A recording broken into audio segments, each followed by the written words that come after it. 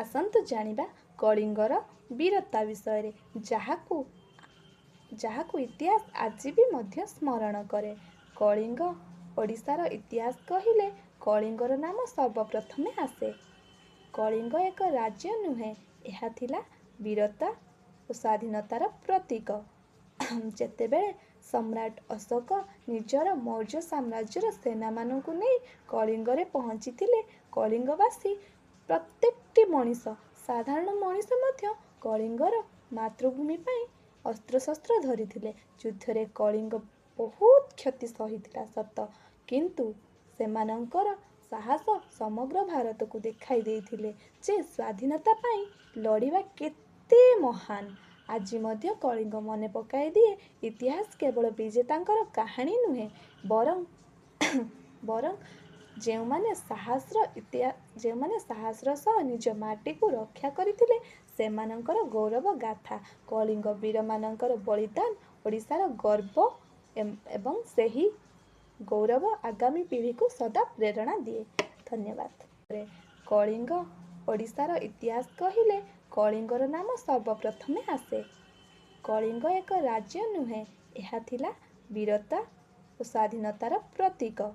जेतेबेले सम्राट अशोक निजर मौर्य साम्राज्यर सेना मानू नहीं कलिंगरे पहुँची कलिंगवासी प्रत्येकटी मनीष साधारण मनीष मध्य कलिंगर मातृभूमि पाई अस्त्रशस्त्र धरिथिले। युद्धरे कलिंग बहुत क्षति सहिथिला सत, किंतु सेमानंकर साहस समग्र भारत को देखाई देथिले जे स्वाधीनता पाई लड़िबा केते महान। आज मध्य कलिंग मने पकाई दिए इतिहास केवल विजेतांकर कहानी नुहे, बरं जेउमाने साहसर सह निज माटी को रक्षा करथिले सेमानंकर गौरव गाथा। कलिंग वीर मानंकर बलिदान ओडिशार गर्व एवं सेही गौरव आगामी पीढ़ी को सदा प्रेरणा दिए। धन्यवाद। आसन्तु जानिबा कलिंगर वीरता विषय जहाकू इतिहास आज भी मध्य स्मरण करे।